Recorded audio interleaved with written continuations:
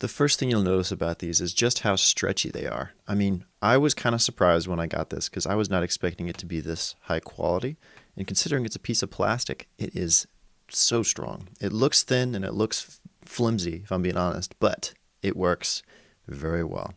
As you can see, if we go here on the other end, we got a hole which you can slot into other twigs. So you can make these as tall as you want depending on how many you own.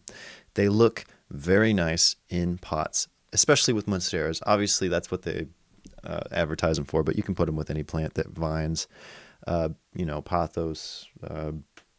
Those are the two off the top of my head. But if you're looking for something that helps support your plants, that kind of blends in with the plants themselves, the Twigs GA are a very nice addition to anybody's little plant collection. So I totally recommend it. And let me show you a video also of over this. I'll show a video of this actually in action as well. So I totally recommend it.